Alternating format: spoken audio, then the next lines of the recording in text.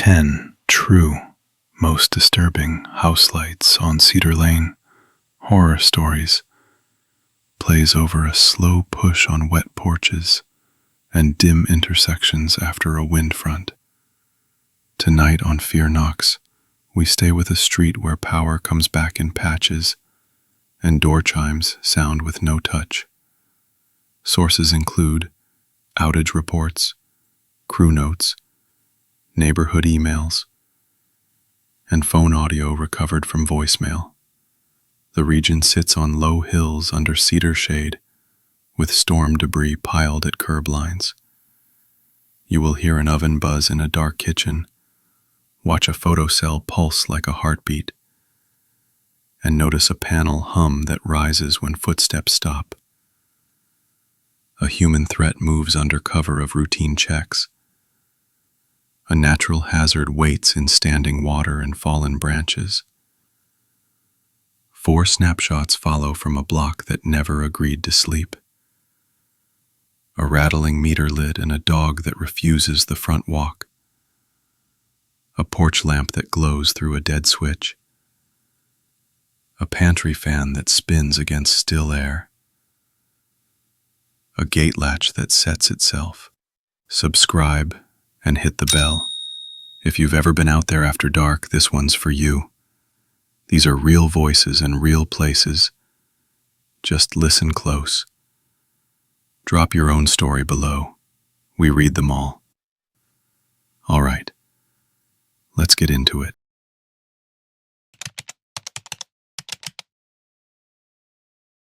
I've been a lineman trainee for just under a year, which means I'm usually the last one to get off shift after a major weather event. This particular November night, a windbreak had ripped through the northern quadrant of the county, dropping trees and snapping poles. We'd been out since dawn, working through a cold, damp drizzle that had settled into a persistent mist by the time the moon should have been up. My hands were raw, my muscles ached, and the taste of stale coffee and adrenaline was a permanent fixture in my mouth. We were on Cedar Lane, a quiet residential street that had been hit hard. The block had come back in stages, section by section, as we refused transformers and spliced broken secondaries. The final section had just come online, confirmed by dispatch around 0045 hours. I was packing up my tools, the low hum of restored power a comforting sound in the damp air, when the call came in. Unit 2, that was me, needed to investigate a complaint on Cedar Lane, house number 14. A porch light was on, and the homeowner swore it had been on through the entire outage. This was, on its face, impossible. When the power goes out, everything connected to it goes out. It's a fundamental principle, as basic as gravity. A porch light, controlled by a wall switch, draws its current from the house panel. If the house panel is dead, the light is dead. Period. We get calls like this after every major outage. People misremembering, or a neighbor seeing a battery-powered lantern and thinking it was a porch light. It was usually a simple matter of explaining how electricity worked, or flipping a switch that someone had forgotten was in the on position. I drove the bucket truck down the freshly restored street. The other houses were dark, save for the occasional interior light, a quiet testament to the return of normalcy. But House 14 stood out. Its porch light, a standard fixture with a frosted glass globe, burned with a steady, yellowish glow. It wasn't dim, not flickering, just on. A homeowner, a woman in her late 50s, was waiting on the lawn. Her face was pale in the light, etched with a mixture of exhaustion and something else I couldn't quite place. She gestured wildly at the light.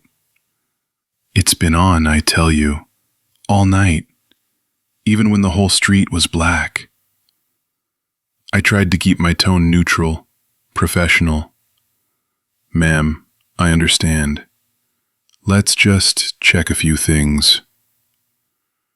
I moved towards the side yard panel, pulling out my voltmeter.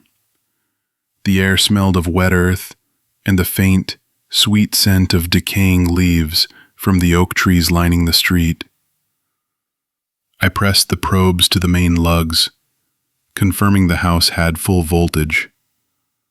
Power was definitely restored. I glanced at the meter, saw the expected 240-volt reading, and logged it. My eyes were burning from hours of staring into the gloom, and I probably didn't linger on the display as long as I should have. A subtle flicker, a momentary dip. I might have missed it. "The switch is off," she insisted, following me. I checked it a dozen times. My husband checked it before he went to stay with his sister. "Let's just confirm," I said, already knowing what I'd find. I followed her inside. The house was quiet, cool, and smelled faintly of wood smoke. She led me to the living room, where a single wall switch was clearly in the off position. I flipped it up and down a few times. Nothing changed outside. The porch light remained on. This was the first real anomaly. I called my supervisor. "Unit 2, I'm at 14 Cedar Lane. House has power. Switch is off. Lights still on." There was a pause on the line. "Photocell, maybe? Dusk to dawn fixture?" "Possible," I replied. Many porch lights nowadays have a photocell that automatically turns them on at dusk and off at dawn, overriding the switch unless it's specifically designed otherwise. But even a faulty photocell wouldn't keep a light on if the house had no power. "It was on during the outage," she says. "Right," the supervisor said, his voice betraying a hint of confusion. "Okay, trainee. Climb the pole. Isolate the service at the can. Swap out the photocell if it's accessible. If it's still on after isolating the service, call me back immediately. Do not re-energize." I retrieved my climbing gear from the truck. The pole supporting the service drop to House 14 was a standard Class 4, about 40 feet tall. I strapped on my gaffs and belt, double-checked my safety lanyard, and began the ascent. The damp wood felt cold and rough against my gloves. Above me, the lines hummed faintly, a sound I usually found reassuring.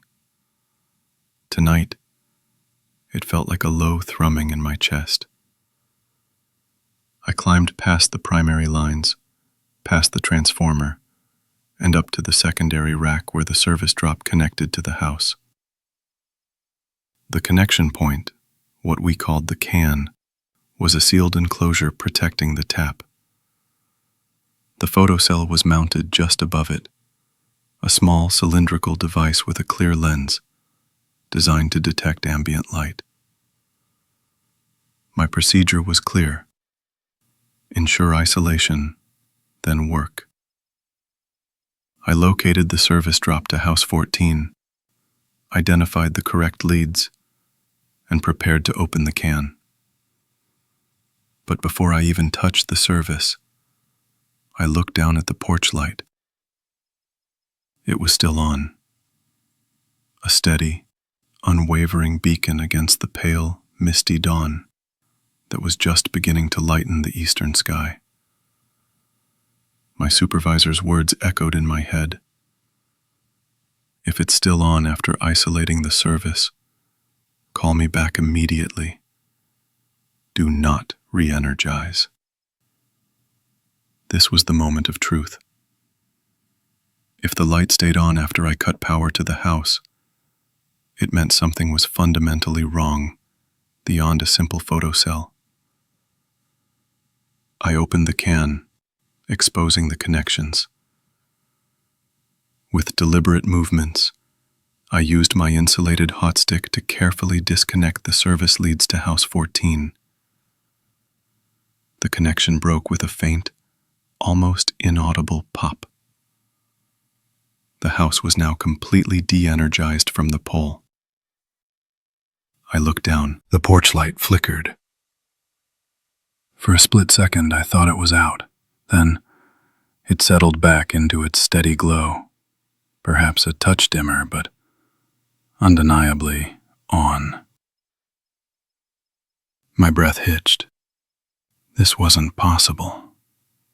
The house was dead. There was no path for current. I called the supervisor again, my voice tighter than I intended. "Boss, the house is dead. Service leads disconnected at the can. The porch light is still on." Another long pause. "Are you absolutely certain, trainee? Double-check your leads. Make sure you disconnected the right ones." "Positive, boss. I'm looking at them. They're open." "All right. Don't touch anything else. Just swap the photocell. See what happens. Don't re-energize the house until I get there." The photocell was right there. I unclipped the old one, its plastic casing cold and slick with dew. As I pulled it free, the small, clear, dusk-eye lens on the top seemed to pop loose from its housing, detaching completely. The moment it came free, the porch light below brightened. Not gradually, not flickeringly, but with an immediate, intense surge. Like a bulb that had been undervolted suddenly receiving full power. It was no longer a yellowish glow. It was a stark, almost blinding white, cutting through the mist. It felt like it was looking directly at me. A sudden, impossible eye in the growing dawn. I stared at it, the discarded photocell still in my gloved hand. The light was on. The house was dead. The switch was off. And now, the very device meant to control its automatic function was physically disconnected and broken. Yet it burned brighter than ever. I descended the pole, my movements stiff, my mind reeling. The supervisor arrived a few minutes later, his pickup crunching on the gravel. He got out, looked at the house, then up at the pole, then back at the porch light.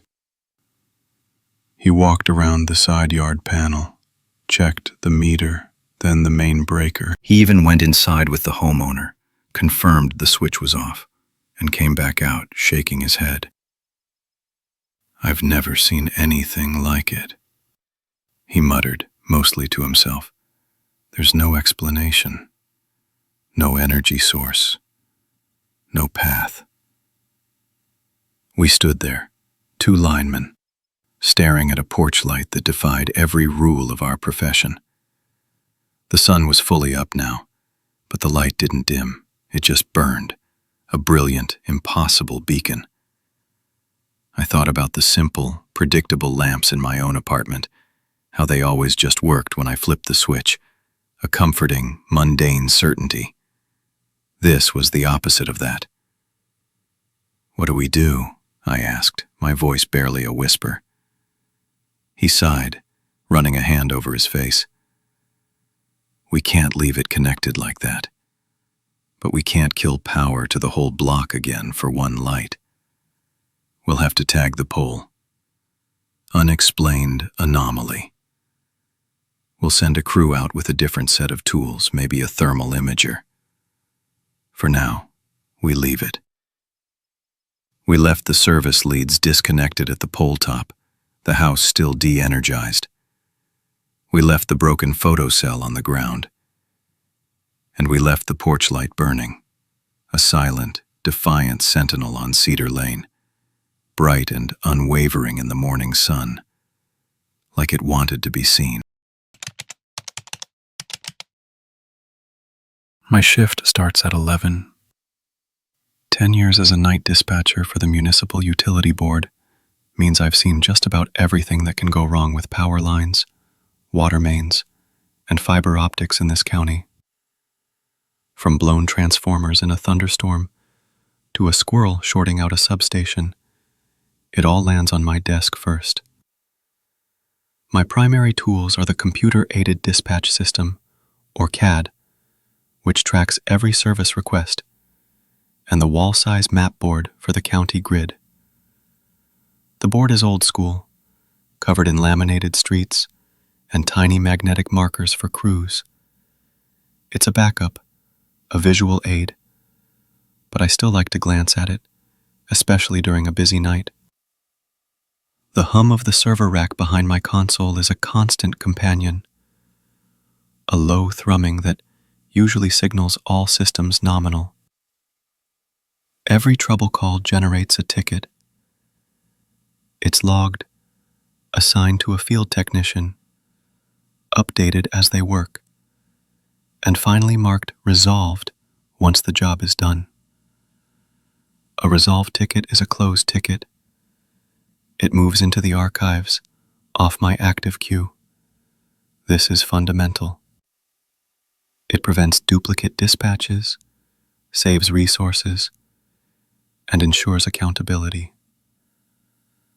When a crew marks a ticket resolved, it means they were on site. They fixed the issue, and they verified the fix. It's the bedrock of our operations. If the issue recurs, it's a new problem, a new call, a new ticket. Simple, clean. Last Tuesday, around 2:45, the CAD system pinged with a new entry in my pending queue. I blinked, rubbing my eyes. The screen glare was starting to get to me. The ticket ID was familiar. Cedar Lane, house number 214. Power outage reported. I frowned. This couldn't be right. I pulled up the ticket history.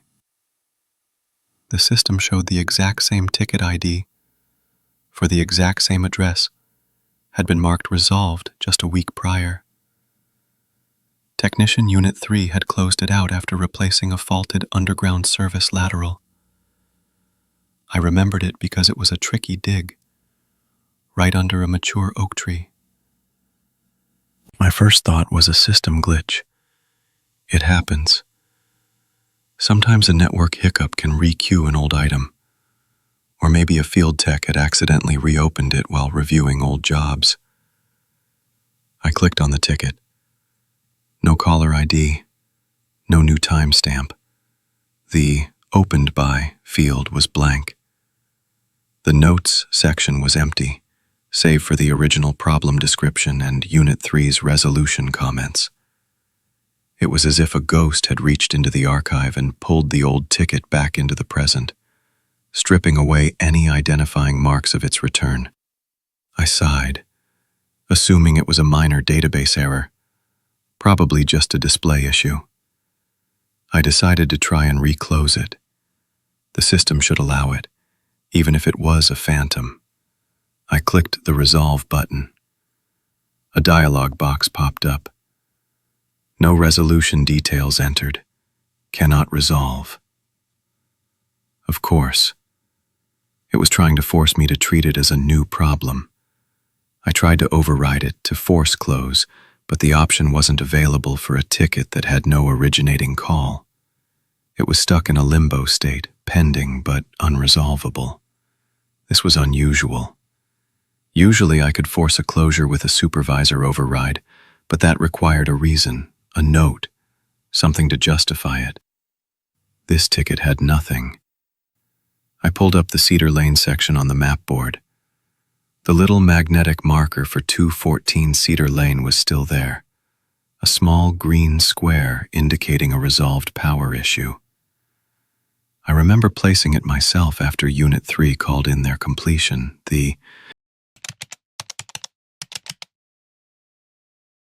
I've been the superintendent for this building, a pre-war brick structure on the city's north side, for 17 years.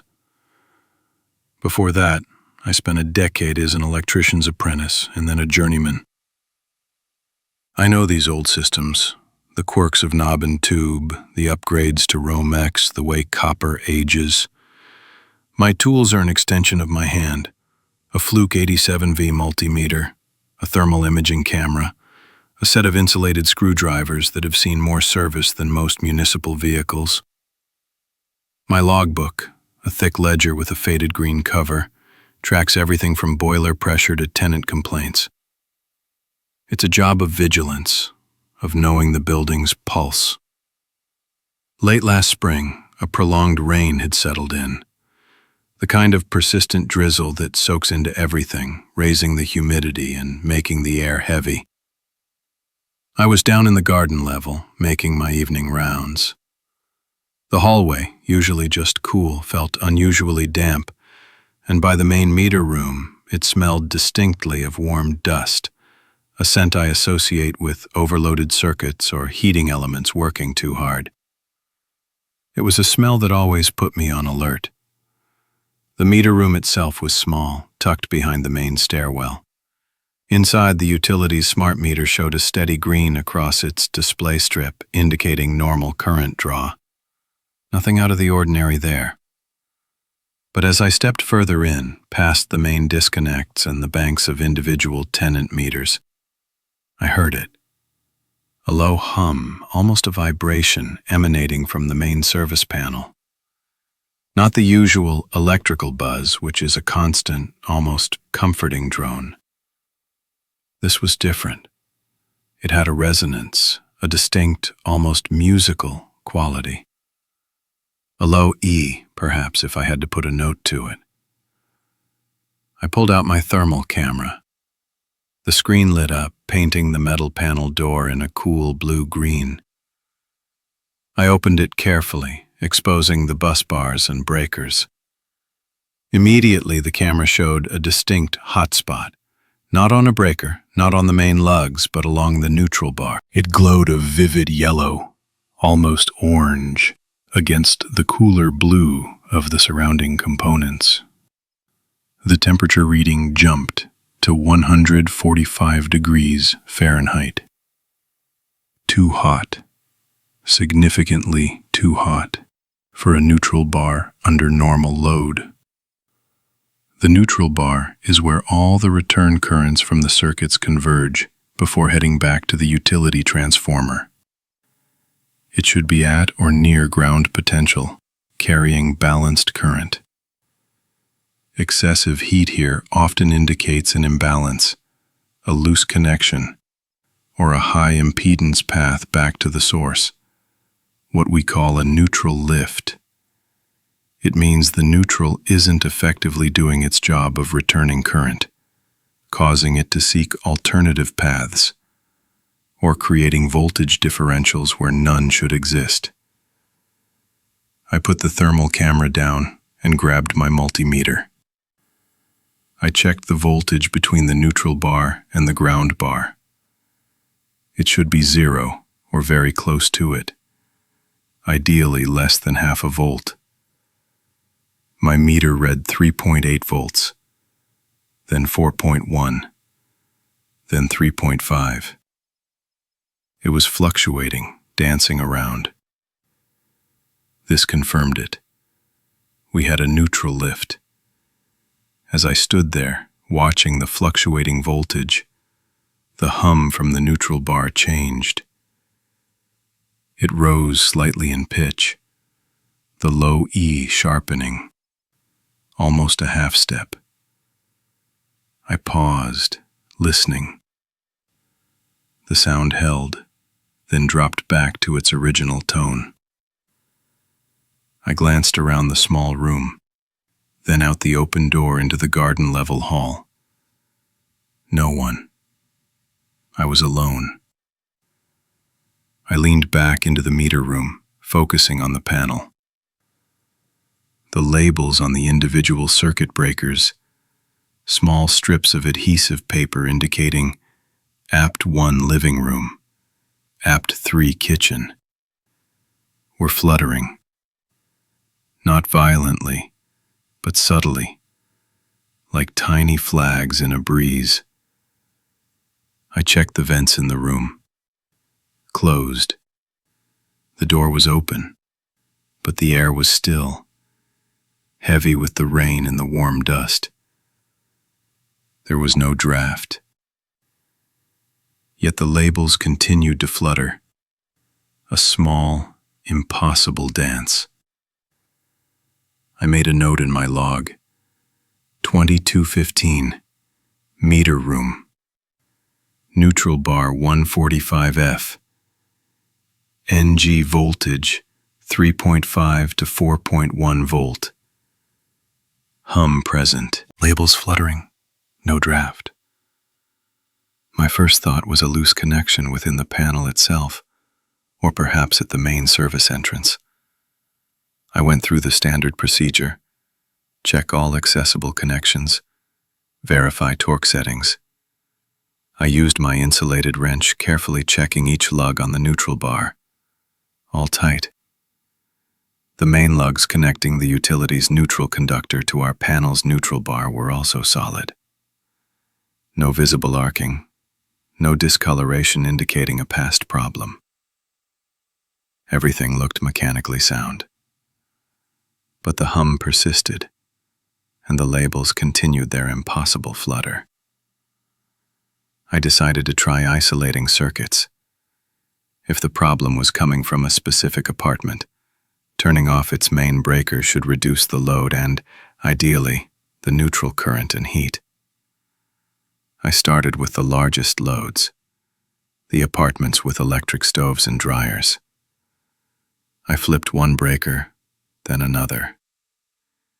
Each time the hum dipped slightly, a momentary waver in its pitch, but it never stopped.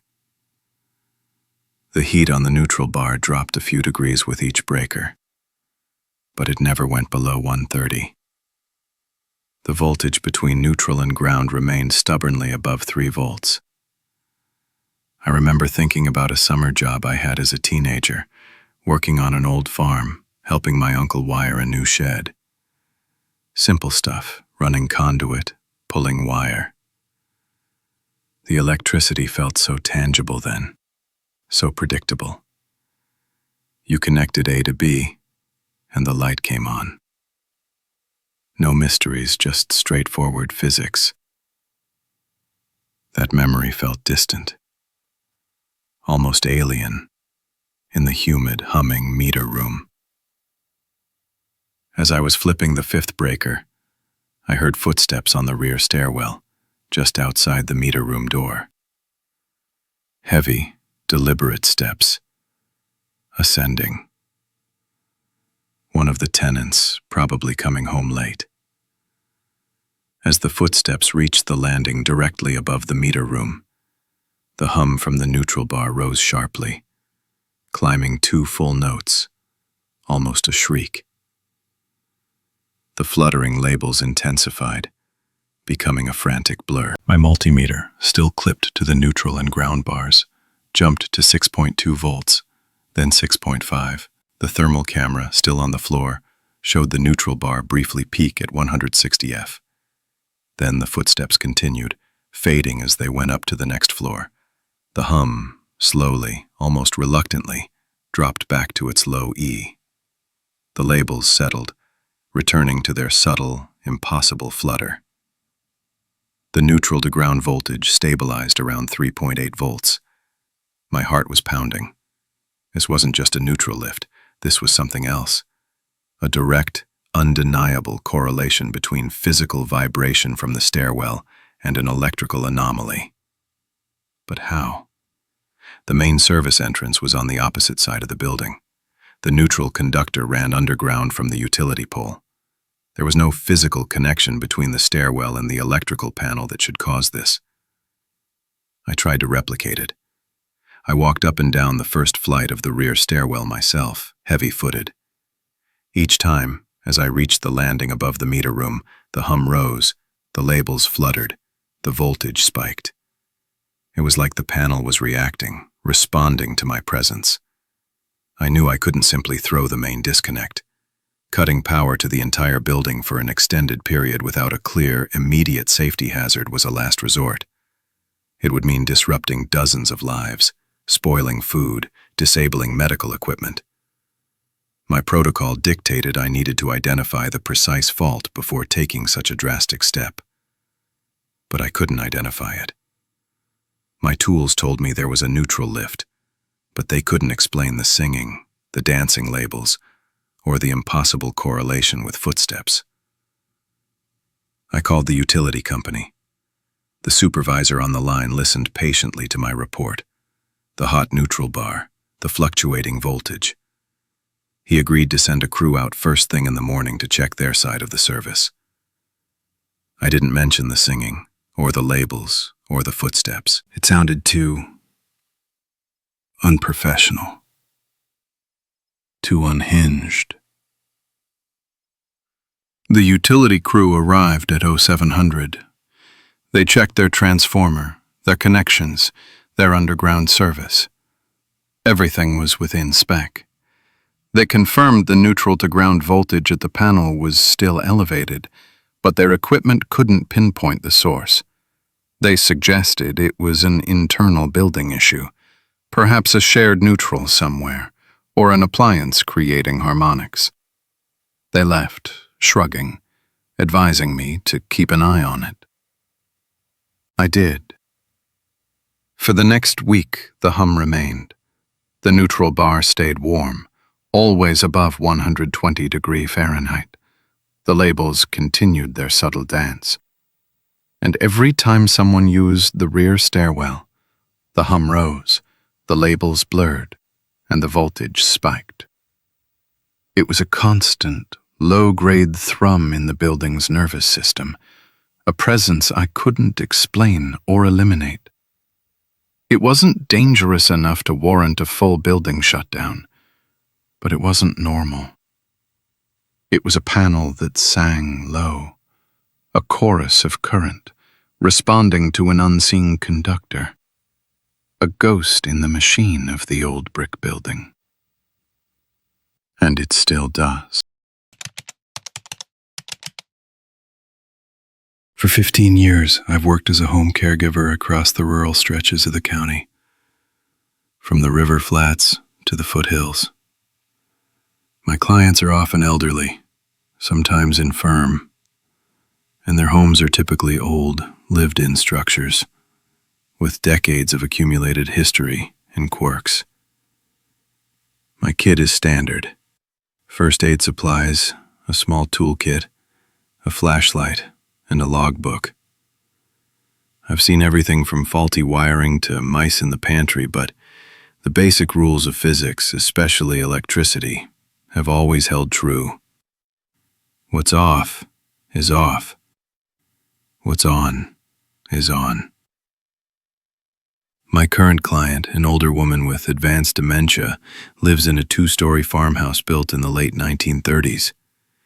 The house sits on a slight rise, exposed to the elements, particularly the wind that sweeps down from the nearby hills. My shift starts at 7 each morning. I prepare breakfast, administer medication, assist with personal care, and manage the household.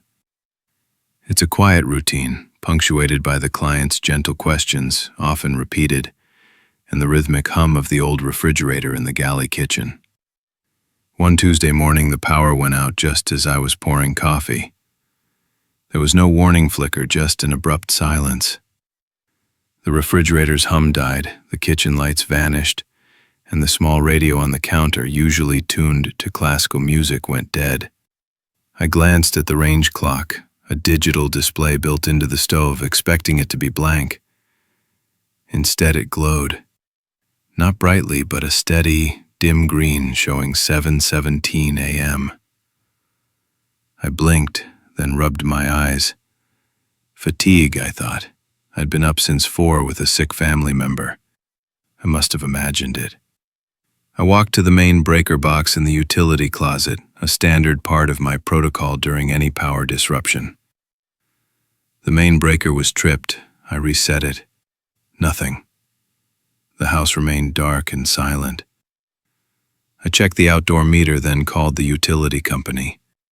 They confirmed a localized outage, estimating restoration in 3 to 4 hours. Back in the kitchen, I prepared a cold breakfast for the client, using the battery-powered lantern from my kit. The range clock still showed 7:17 a.m., a faint, unwavering green against the dark face of the stove. I tapped the glass. It didn't flicker. It didn't change. It just glowed. This was a clear violation of basic electrical principles. No power to the house meant no power to the clock. I tried to rationalize it. Maybe the stove had a hidden battery backup, though I'd never seen one on a model this old. I checked the owner's manual, a thick, yellowed booklet I found in a drawer. No mention of battery backup for the clock. The manual explicitly stated the clock was powered directly from the main electrical supply. I pulled out my logbook and noted the time, 7:25 a.m. Range clock steady, no main power. I moved on with my tasks, but the glowing numbers kept drawing my eye. It was impossible, yet it was happening. I even tried unplugging the stove, reaching around the back with some effort. The cord came free, but the clock remained lit. I plugged it back in just to be sure. Still glowing. Later that morning, around 9:30 a.m., I was in the mudroom, wiping down the client's outdoor shoes. The wind had picked up, howling around the corners of the house, rattling the single-pane windows. Suddenly the doorbell chimed, a soft, clear ding-dong. I froze. My head snapped towards the door. No one was there. I looked out the small window beside the door, across the driveway apron, to the gravel road beyond. Empty. The wind gusted, sending a spray of dead leaves skittering across the porch. Then, as the wind momentarily died down, the doorbell chimed again. A half note, just the ding. My heart pounded. The power was still out. The doorbell was wired to the house's electrical system, like everything else. It shouldn't have made a sound. I walked to the door, opened it, and peered out. Nothing. The air was cold, carrying the damp scent of pine needles from the nearby woods. I stood there for a full minute, listening to the wind pick up again, then die down. The doorbell remained silent. I went back to the kitchen. The range clock still glowed, now displaying 9:35 a.m. It had advanced, keeping time. I checked my wristwatch. It was 9:35 a.m. The clock was accurate. This was beyond a simple electrical fault. I wrote in my logbook, 9:35 a.m., doorbell chimed, no visitor. Power still out. Range clock keeping accurate time. This was not a standard observation. This was something else. I spent the next hour documenting. Each time the doorbell chimed, I noted it. Each time I checked the range clock, I noted its accuracy. The wind was a constant presence that day, gusting and lulling in unpredictable patterns. I started to notice a correlation. The doorbell only chimed during the brief lulls in the wind, those moments when the house seemed to hold its breath. And the range clock, while always glowing, seemed to pulse almost imperceptibly with these same lulls, though that might have been my imagination. I was tired, and the strangeness of the situation was starting to wear on my nerves. I remembered a summer storm when I was a child, a real blackout at my grandmother's house. Everything had been truly dark, truly silent, save for the rain. This was different. This house felt active in its deadness. Around noon, the power company called to say restoration would be delayed until late afternoon. I informed the client's daughter, explaining the situation and omitting the impossible details of the clock and doorbell. My professional protocol dictated reporting electrical anomalies, but this wasn't an anomaly I could easily describe without sounding irrational. The clock is glowing without power, and the doorbell is ringing itself. It sounded absurd. I decided to call an electrician directly, citing intermittent electrical issues that were affecting the client's comfort. The electrician, a local contractor named Ben, arrived an hour later. He was a no-nonsense man, used to dealing with old houses. I explained the power outage and how the range clock had been glowing throughout. He raised an eyebrow but said nothing. He checked the main panel, the range's wiring, the doorbell transformer. He had his own multimeter, and he confirmed no current was flowing to the house. "Okay," he said, scratching his head. "So, you're saying this clock has been lit up this whole time?" "Yes," I replied, pointing to the steady green numbers displaying 1:37 p.m. He peered at it, then at his own watch. "And it's accurate?" "To the second." He unplugged the stove again, this time with more force. The clock remained lit. He stared, then unplugged the doorbell transformer. The house was now completely disconnected from its internal electrical grid. Still, the clock glowed. "Well," he finally said, "I've never seen anything like it. There's no power here. None. Zip. Zero. It's not a battery. Not a capacitor discharge. There's just nothing." He checked the doorbell again, tapping the button. Nothing. He declared the house's wiring completely dead until the main power was restored. He couldn't explain the clock. He couldn't explain the doorbell. He wrote in his report, "No internal fault found. External power outage confirmed. Anomalous range clock operation noted. Source unknown." He charged the client for a service call and left, looking genuinely puzzled. This was a protocol failure. The professional couldn't solve the problem, and my standard reporting mechanism was useless. The rest of the afternoon was a strange dance with the impossible. I continued to log the doorbell chimes. 2:15 p.m., 2:48 p.m., 3:10 p.m. Each time, the wind would die down almost to a whisper, and then the faint ding-dong or ding would sound. The range clock, A constant green beacon in the dead kitchen continued to tick forward, holding perfect time. I had a momentary lapse, distracted by the client needing assistance, and forgot to log a chime at 2:48 p.m. immediately.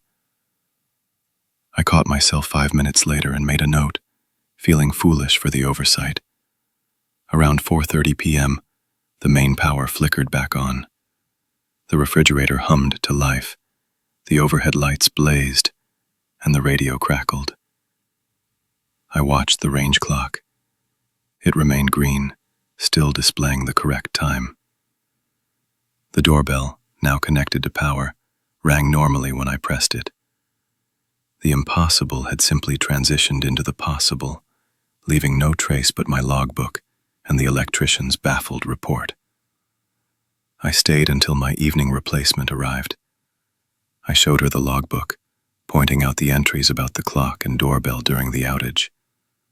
She read them, her expression unreadable. "Old houses," she murmured. "They have their own ways." I didn't press it.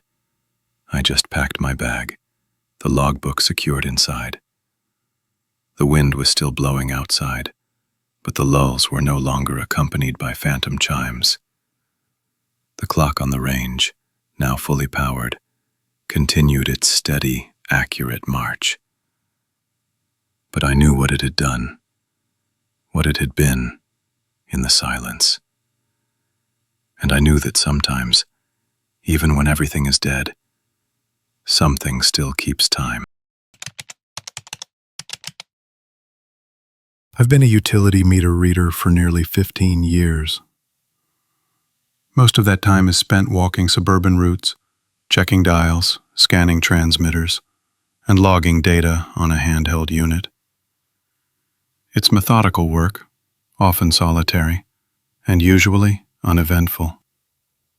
My territory covers the older neighborhoods on the east side of the city, where the infrastructure dates back to the 50s and 60s.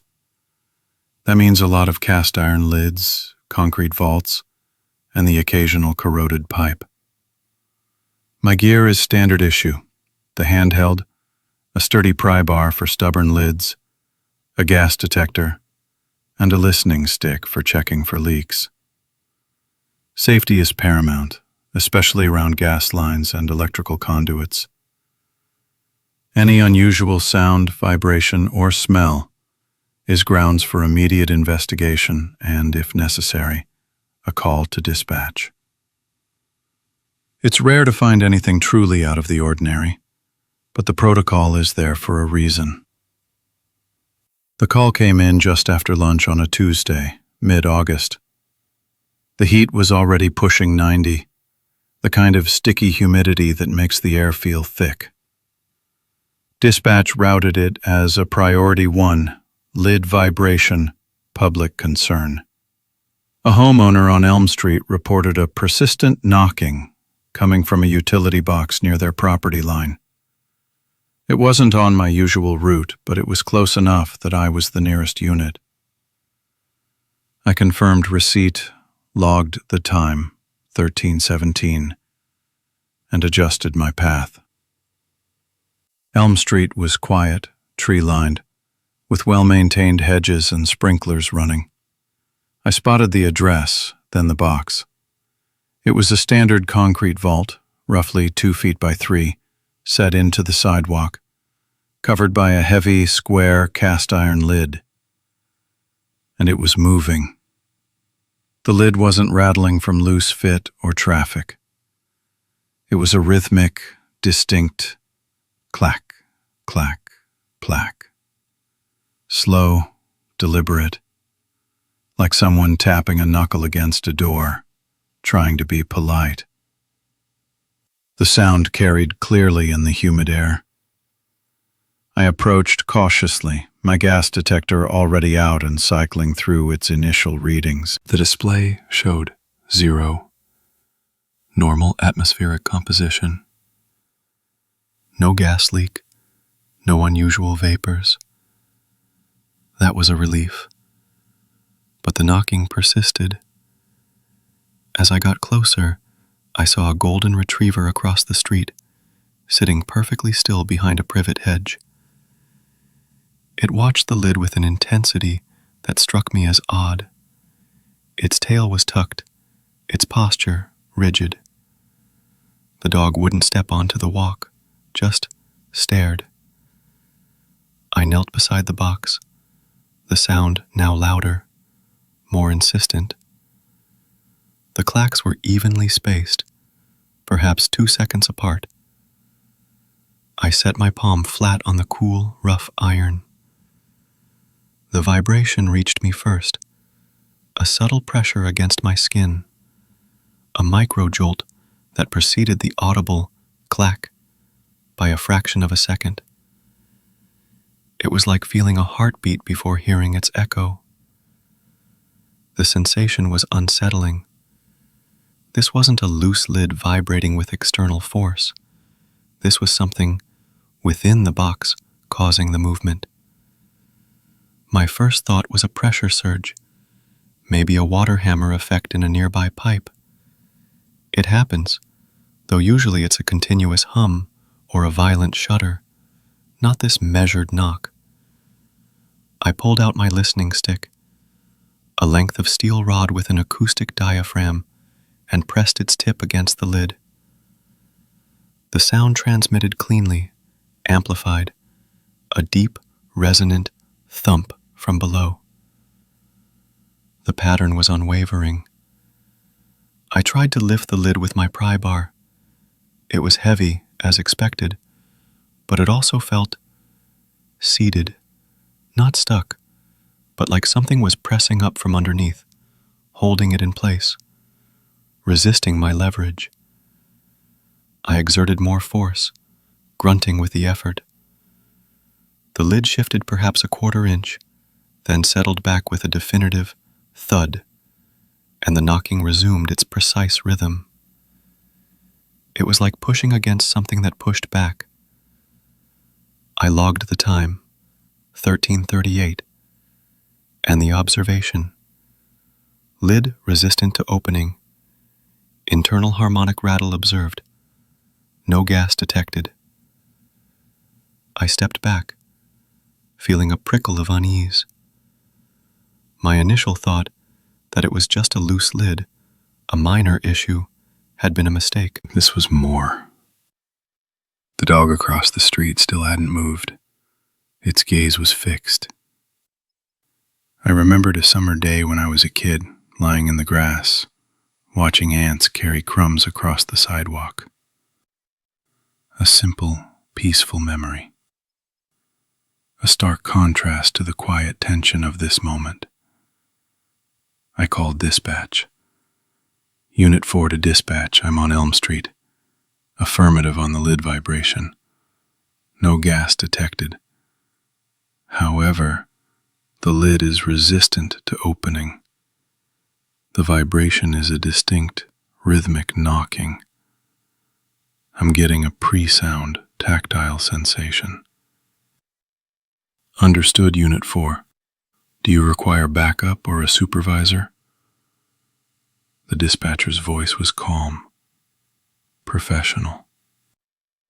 Yes, request a supervisor, and possibly a crew with heavier lifting equipment. I can't get this lid off. Acknowledged. Supervisor en route. ETA 15 minutes. While I waited, I continued my assessment. I walked a perimeter around the box, checking the sidewalk for cracks or bulges, listening for other sounds. Nothing. Just the regular, polite clack, clack, clack. The air was still, oppressive. I noticed a slight shimmer in the air above the lid, like heat haze, but the surface itself wasn't warm to the touch.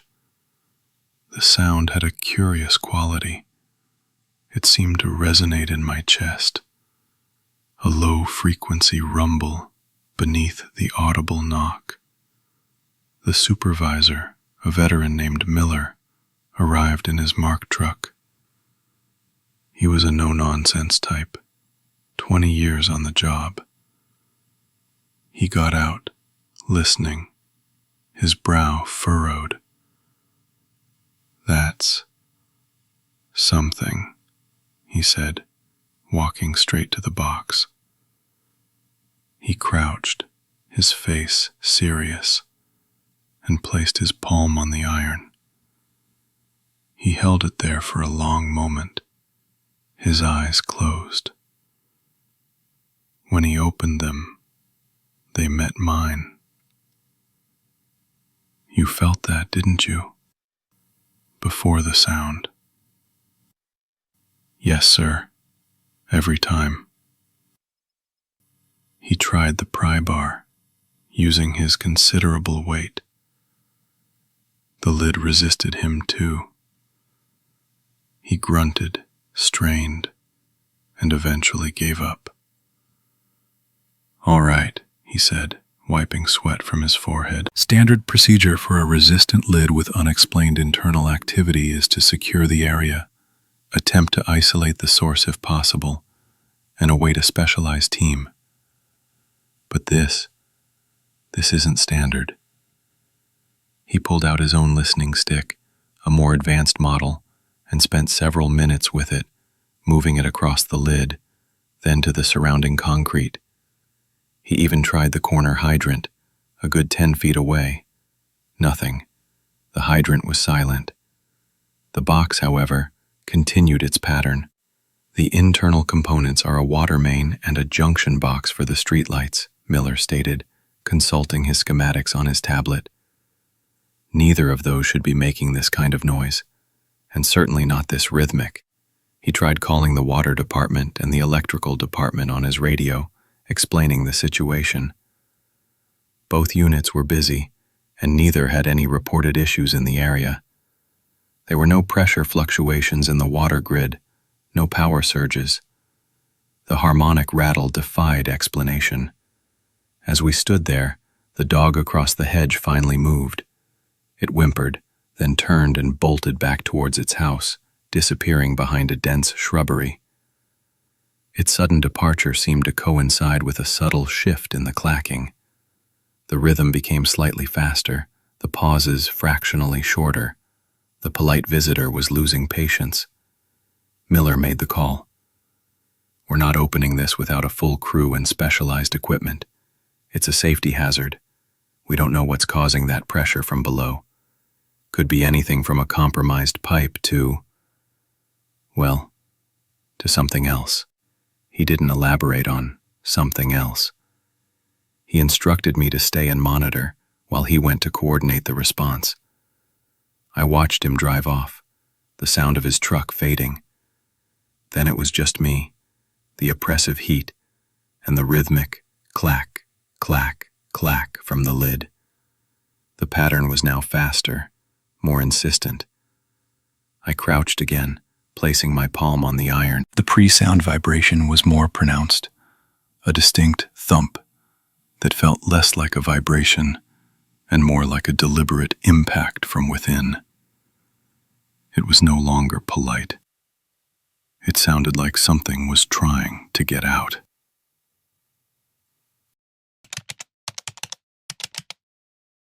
I've been a private security driver for 12 years, mostly working the night shift across the Cedar Ridge development. My patrol vehicle, a marked Ford Explorer, is practically a second home. I know the routes, the properties, and the rhythms of the residents. My equipment, the dash cam, the body camera, the encrypted radio, the heavy-duty mag light, feels like an extension of myself. Tonight, the air hung thick with rain, a steady drizzle that had been falling since sunset, turning the asphalt to obsidian and the cedar fences to a darker, richer brown. My shift had been quiet, mostly routine property checks and alarm verifications. Around 02:15, dispatch patched through a welfare check request for a residence on Cedar Lane, deep in the cul-de-sac. Client 44B. The homeowner, an older woman, hadn't answered calls from her family for over 24 hours. Standard protocol dictates a visual confirmation, an attempt at contact, and if no response, an escalation to local law enforcement. It was a common enough call, usually ending with a sleeping resident or a phone left on silent. I eased the Explorer into the cul-de-sac, the low beam cutting through the mist. The houses here were custom builds, large and set back from the street, each with its own elaborate landscaping. At Client 44B's address, the porch lights were on, but they weren't steady. They cycled, a soft glow for a few seconds, then off, then back on, in an alternating pattern between the two fixtures flanking the front door. A minor electrical issue, perhaps, or a smart home system glitch. I noted it in my log. I parked at the curb, leaving the engine idling and the dashcam recording. Before exiting, I pulled up the client's exterior camera feed on my tablet, standard procedure for a welfare check. It gave me a live view of the porch and front yard. The feed showed the cycling lights. As I watched, a figure moved into frame. It was human-shaped, obscured by the low light and the slight grain of the night vision, but clearly upright, bipedal. It moved with a peculiar, almost gliding gait towards the front door. My eyes narrowed. I hadn't seen anyone approach the house from the street. The figure reached the porch landing. It paused directly in front of the primary camera lens, then slowly lifted a hand. The gesture was deliberate, almost formal, as if presenting something. My mind immediately went to a badge, a form of identification. But there was nothing to see. The hand was empty. More unsettling, as the figure turned slightly, the camera caught what should have been a face. There was none. Just a smooth, featureless surface where eyes, nose, and mouth should have been. The cycling porch lights cast odd, shifting shadows, but they couldn't account for the complete absence of features. I blinked, scrubbing at my eyes. Fatigue. I'd been on shift since 1800, and the constant drizzle was hypnotic. I rewound the footage 10 seconds. Played it again. The hand lifted. The blankness where a face should be. The figure then simply moved past the lens, out of frame towards the door, and was gone. The porch lights continued their slow, rhythmic cycle. I killed the engine, the sudden silence amplifying the patter of rain on the roof. I grabbed my mag light, clipped my body camera to my vest, and stepped out. The air was cool and damp, carrying the scent of wet earth and decaying leaves. My boots crunched on the gravel path leading to the house. The porch landing was dark cedar, slick with rain. I stepped onto it, my flashlight beam cutting a swath through the gloom. And then I saw them. Footprints. Distinct, wet impressions on the dark wood.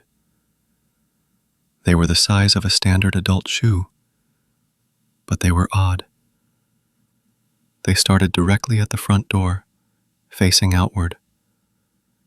There were no tracks leading to the door, only from it. The first print was right at the threshold, perfectly aligned, as if someone had materialized there and then, stepped away.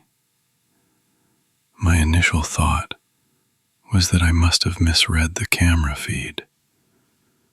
Maybe the figure had been leaving the house, and the badge gesture was something else entirely. But the video was clear. The figure approached the camera, paused,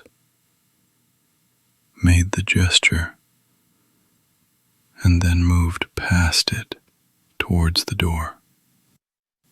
The footprints contradicted the visual evidence.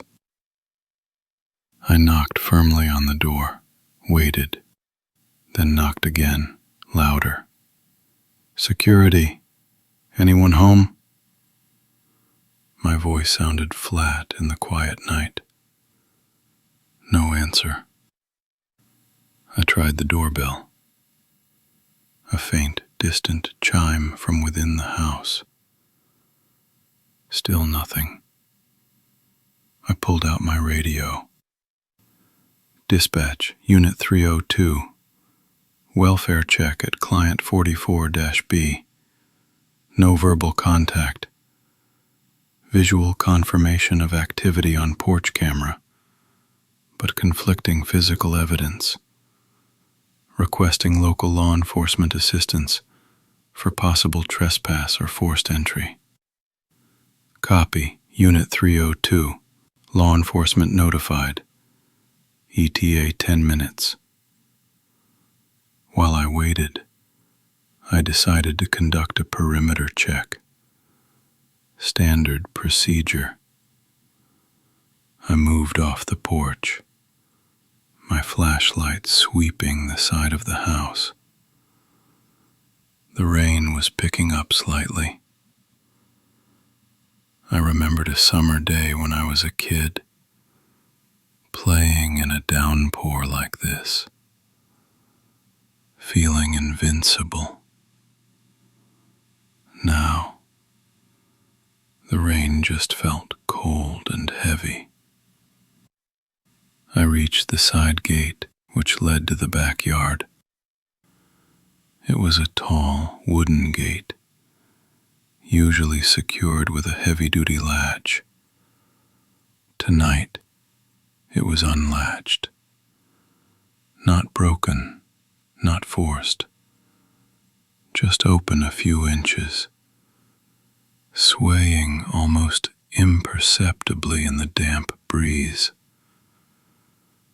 This was a clear violation of the client's security protocols. I pushed it open further. Instead, I just noted it, then closed it loosely, intending to return to it later. I circled back to the front, my mind racing. The camera showed an arrival. The footprints showed a departure, or a materialization. The unlatched gate offered an alternative exit. But why would someone use the front camera and then leave through the back?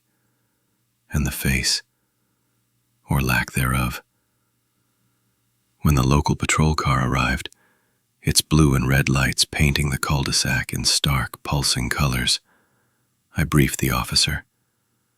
I showed him the camera footage on my tablet. He watched it twice, his brow furrowed. "No face, huh?" he muttered, shining his own, more powerful flashlight onto the porch. He saw the footprints. "Starts right at the door. That's unusual." "Exactly," I said, feeling a chill that had nothing to do with the rain. And the side gate was unlatched. We waited for a supervisor and a second unit. Once they arrived, entry was made. The house was empty. No signs of forced entry, beyond the unlatched side gate. Nothing appeared to be disturbed, no valuables missing, no obvious signs of a struggle. The cycling porch lights continued their slow, unsettling rhythm. The police supervisor took a copy of the camera footage. He looked at me. "You sure about the face, driver? Could be a trick of the light. Compression artifacting." "I've reviewed thousands of hours of this footage, sir," I replied, my voice steady. "I know what a compression artifact looks like. This wasn't one." They logged it as a possible trespass, pending further investigation. The homeowner's family was contacted again. My shift ended, but the image of that figure, lifting a hand as if to show a badge, with nothing but blankness where a face should be, stayed with me. And the footprints, starting at the door, defying all logic. It wasn't a break-in. It wasn't a person. It was a visitor with no badge and no face, who left prints where no one could have arrived. My shift as a school custodian usually begins just as the last student buses pull away. But the real work, the deep cleaning, starts after the evening activities clear out. For 15 years I've walked these halls, from the main entrance to the furthest boiler room, knowing every creak, every hum of the ventilation system. Tonight, though, was an anomaly. A district-wide sports event had been canceled due to a late-season snow squall that never quite materialized, leaving the campus unusually quiet by 7 p.m. No basketball practice, no booster club meeting, just the lingering scent of pine cleaner from the afternoon's floor scrub. My routine is a familiar dance. Check all exterior doors, ensure windows are latched, set thermostats to economy mode, and, finally, a full sweep of the interior lights. I start on the 3rd floor and work my way down, ensuring every classroom, every office, every storage closet is dark. It's a methodical process, a checklist in my head that rarely deviates. Tonight, the silence was almost unnerving, the kind that makes you hyper-aware of your own footsteps echoing on the polished linoleum. I reached the gym wing around 9:30 p.m. The main gym itself was dark, secured, but the long corridor leading to the locker rooms and the loading dock was still lit. This wasn't unusual. Sometimes a coach forgets to hit the switch, or the timer is set for a later event. I'd just finished checking the auxiliary gym and was heading towards the main light panel when I noticed it. The fluorescent lamps, those long, humming tubes set into the ceiling panels, weren't just on, they were breathing. It started subtly, a barely perceptible dimming and brightening, like a slow, deep inhale and exhale. Not a flicker, not a surge, but a gradual swell of light that peaked, held for a second, then receded. It was too regular to be a faulty ballast, too wide. I stopped, my hand still on the push broom handle, watching. My eyes traced the line of lights. 1, 2, 3, 4, all pulsing. My first thought was a power sag from the grid, but the emergency lights in the stairwells weren't affected, and the security monitors I'd passed earlier were steady. This was localized. My protocol for electrical anomalies is clear. Identify the affected circuit, check the local breaker, and if it's tripped or if the issue persists, report it immediately to the night supervisor and tag the panel.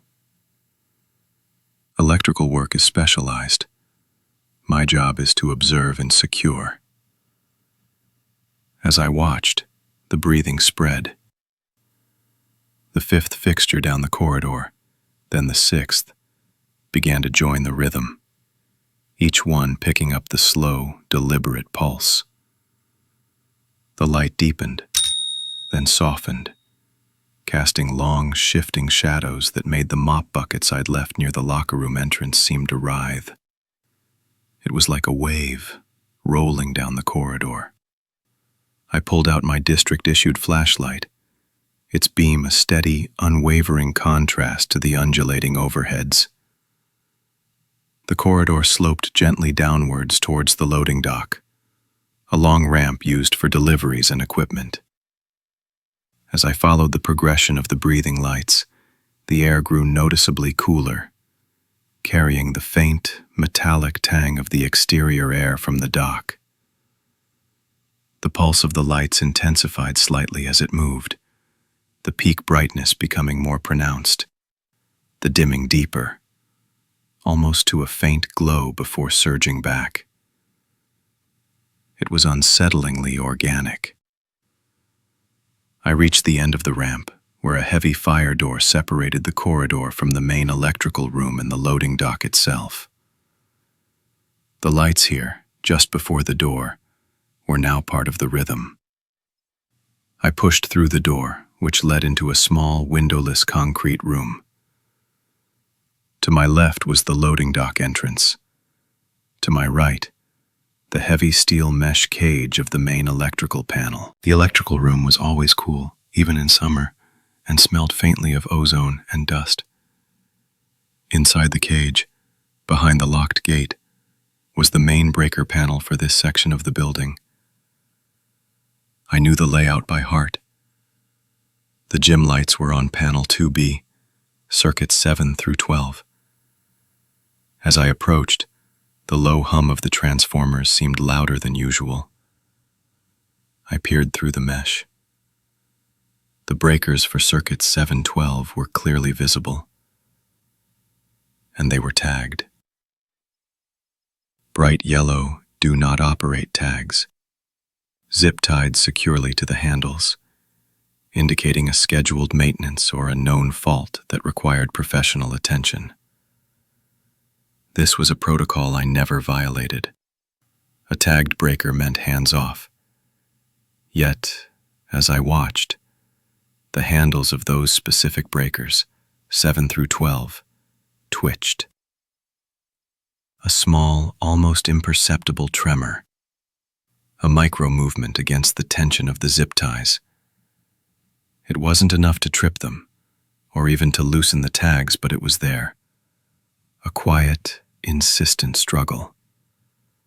My hand instinctively reached for the mesh, a primal urge to stabilize, to stop the movement, before I remembered the tags and pulled back sharply. The tags were there for a reason. This wasn't just a power sag. This was power moving through a circuit that was supposed to be dead. This was power that was alive. A chill ran down my spine, colder than the concrete floor. I stood there for a full minute, watching the handles twitch, feeling the low thrum of the panel vibrating through the floor. The breathing lights from the corridor outside the electrical room pulsed through the doorway, casting shifting shadows into the cage. It was a contradiction. The tags screaming off, the handles whispering on. I decided to check the loading dock. The lights had progressed this far, and I needed to ensure the exterior was secure, as per my checklist.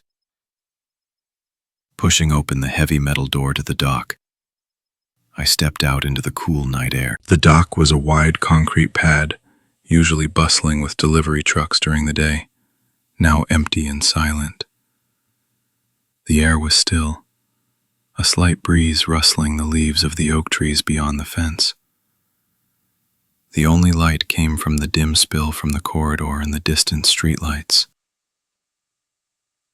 I walked to the edge of the dock, checking the large roll-up door, ensuring its locking bars were engaged. The concrete was clean, swept earlier that day. There were no pallets, no equipment, nothing out of place. It was utterly still. Then I heard it, a distinct, unmistakable sound, the rumble of a heavy utility cart, its hard rubber wheels rolling across smooth, clean concrete. It wasn't loud, but it was clear, echoing slightly in the vast, empty space. The sound seemed to originate from the far corner of the dock, near the emergency exit ramp, then faded as if the cart had rolled into the darkness beyond the building. I spun around, my flashlight beam cutting through the shadows, sweeping across every inch of the dock. Nothing. No cart. No person. The concrete was bare. The sound had been so real, so solid. The specific acoustic signature of the district's standard steel utility carts. I've pushed those carts for thousands of miles over the years, from moving furniture to hauling trash. I know that sound. I stood there, flashlight held high, listening to the silence. The only other sound was the faint, distant hum of the breathing lights from the corridor I'd just left. The memory of a sunny afternoon, years ago, when the drama club had used this very dock to unload props for their annual play, flashed through my mind. The cheerful chatter, the clatter of stage flats, the smell of fresh-cut lumber. It was a stark contrast to the cold, empty silence now. I walked to the corner where the sound had seemed to emanate. The concrete with the breathing lights, the twitching breakers, the phantom cart. My protocols offered no explanation for any of it. My checklist was useless against something that defied logic. I pulled out my radio. "Supervisor, this is Custodial Unit 1. I'm requesting an urgent electrical check on the gym wing, panel 2B, experiencing unusual light activity and breaker anomalies. Also, a possible security breach on the loading dock, though no visual confirmation." The supervisor's voice crackled back. "Custodial Unit 1, copy. Light activity and breaker anomalies, loading dock. I'll dispatch a tech first thing in the morning. For now, ensure all points of entry are secure and log the incident." "Understood," I replied, though the tech wouldn't see the breathing lights or the twitching breakers. Not if they stopped by morning. "And the cart? How do you log a sound with no source?" I finished my shift, double-checking every lock, every door, but I didn't go back near the loading dock. I've walked these halls for 15 years, seen my share of strange things, but this was different. The lights had breathed, the breakers had twitched, and a cart had rolled across clean concrete in an empty building. I still work at the school, still walk the halls every night, but I haven't set foot on that loading dock since.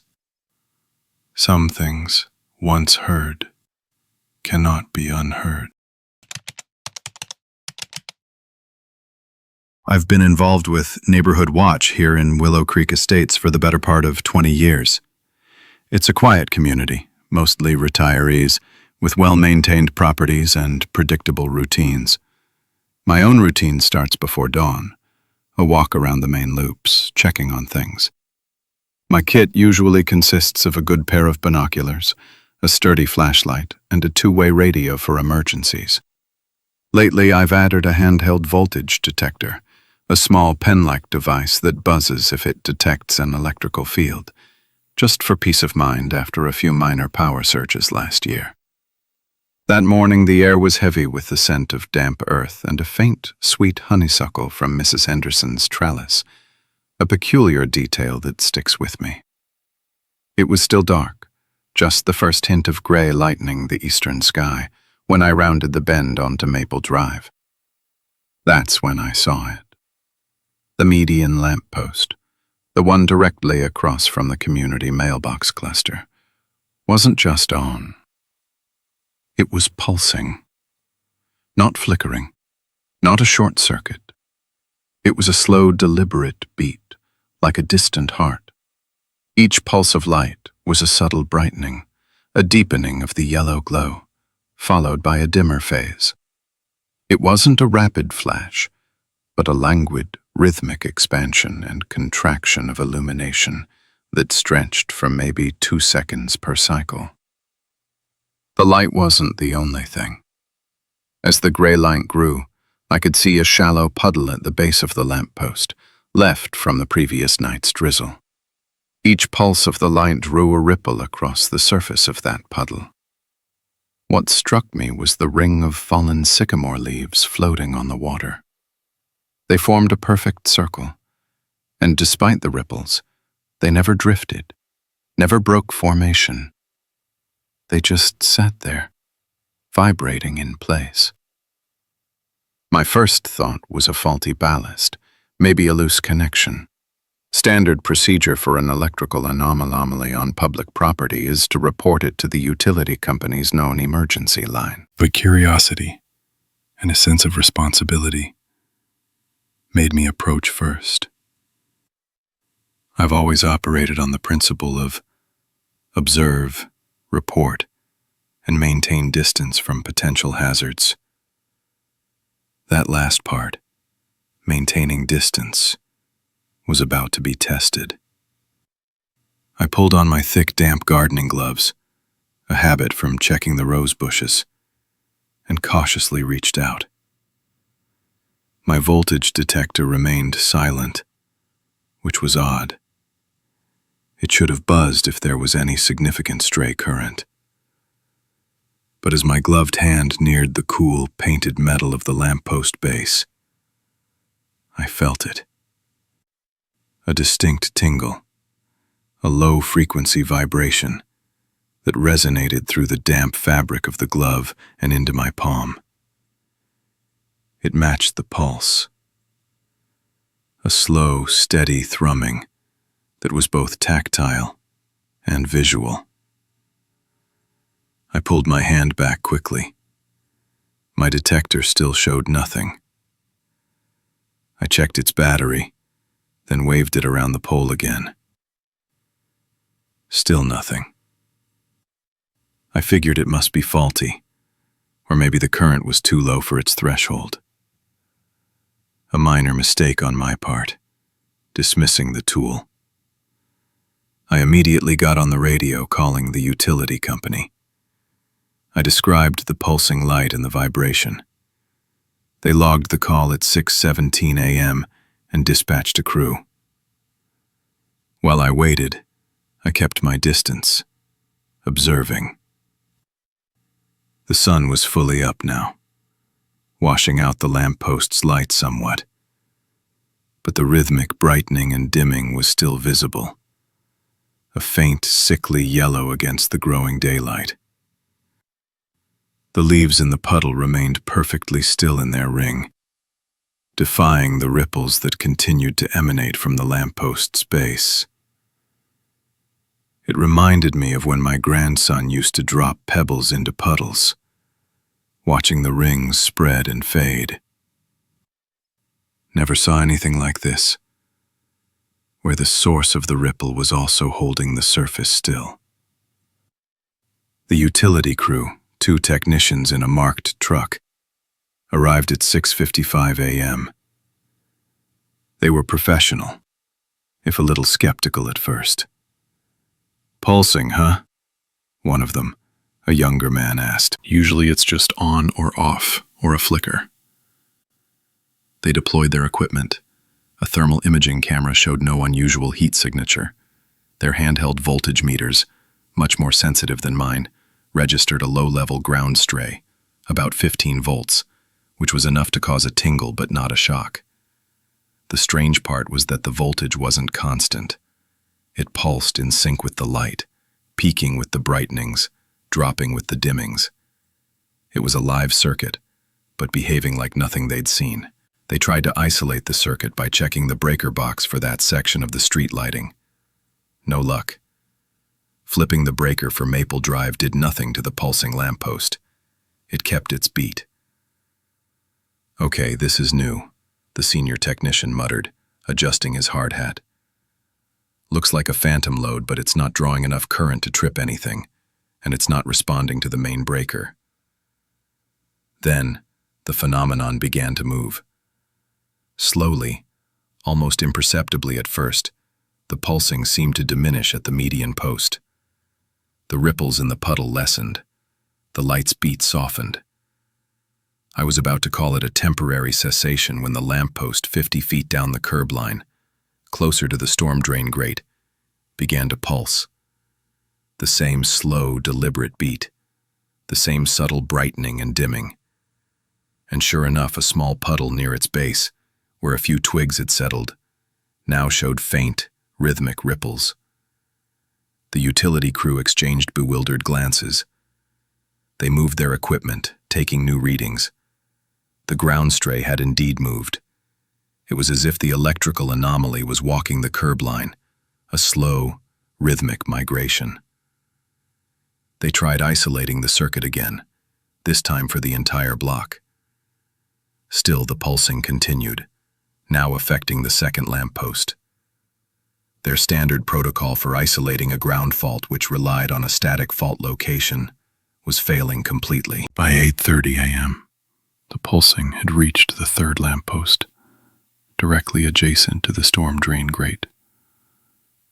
This grate, a heavy cast iron square, began to emit a low hum that vibrated the concrete around it. My own voltage detector, which I'd dismissed earlier, suddenly sprang to life, buzzing erratically as I approached the grate, its readings jumping from 0 to 10, then 20 volts, then back to nothing, all within a second. It was like trying to catch smoke.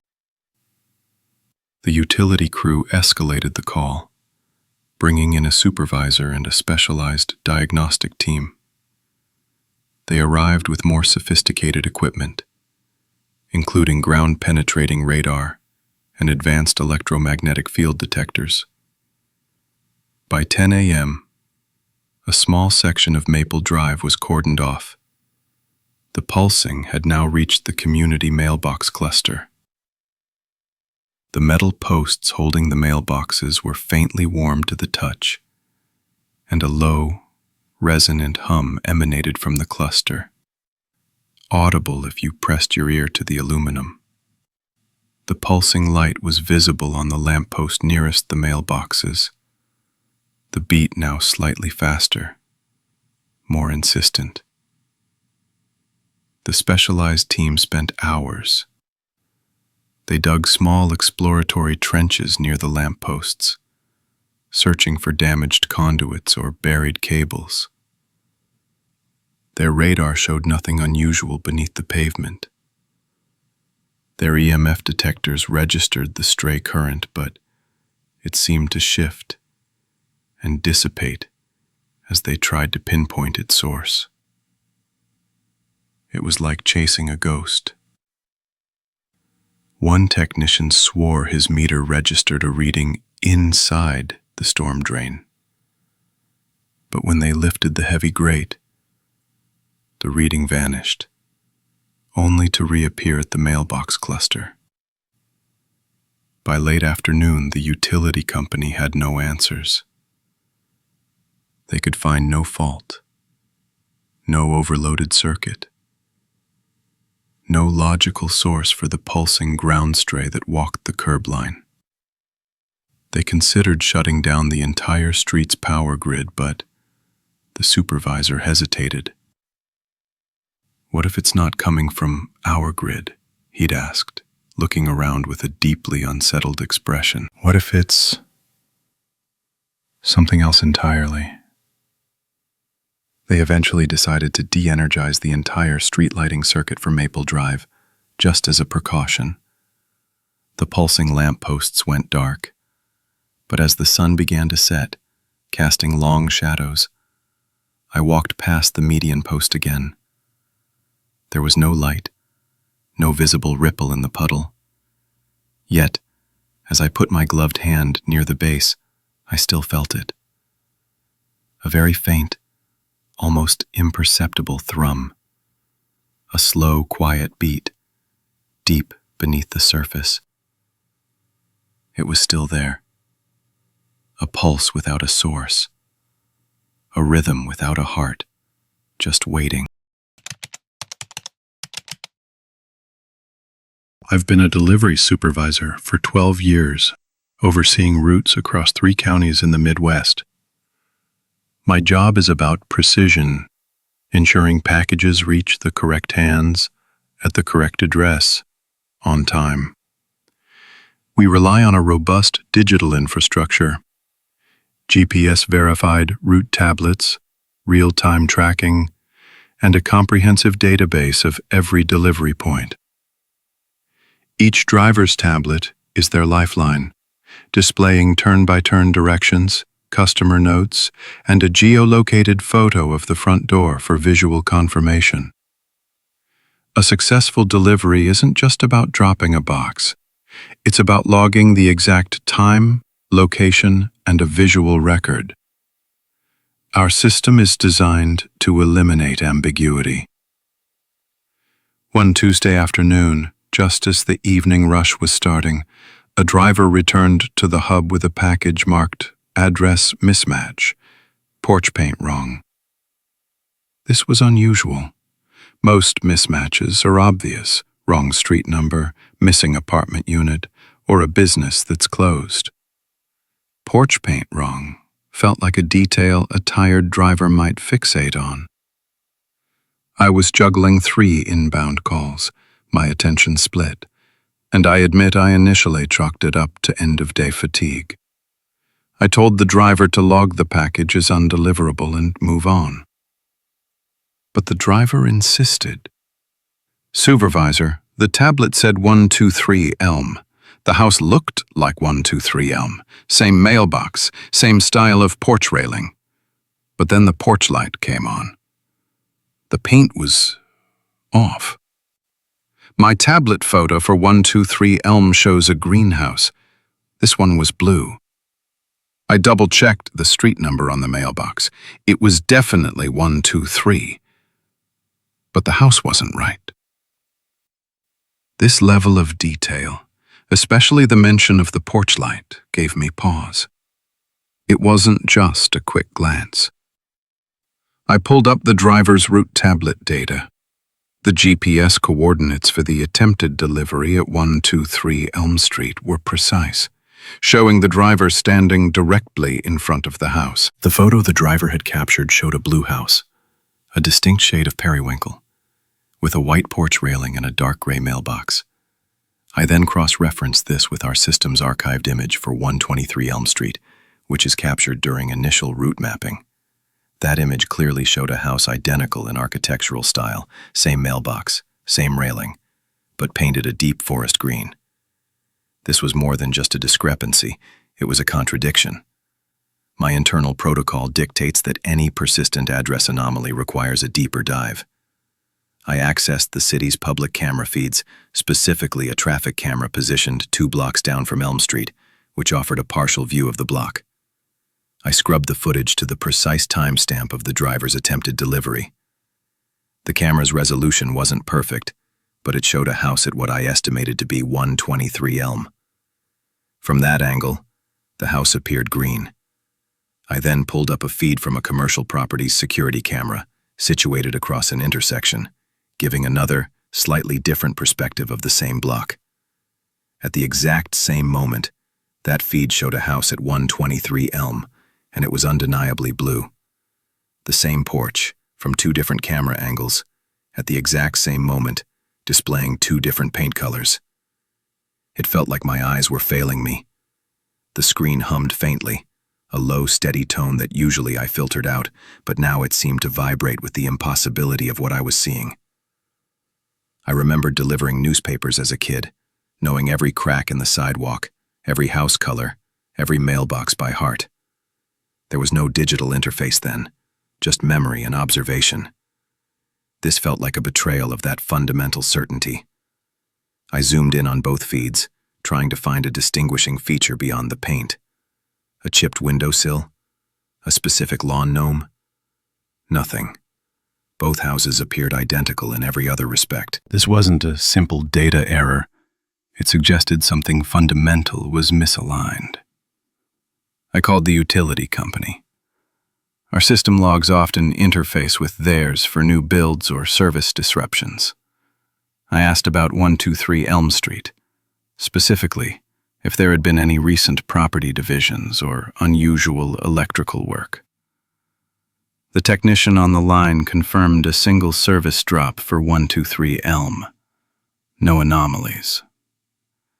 He mentioned an old, abandoned transformer box in the side alley, rusted shut, but assured me it was long disconnected. The next morning, I decided to conduct an on-site verification myself. I drove to 123 Elm Street.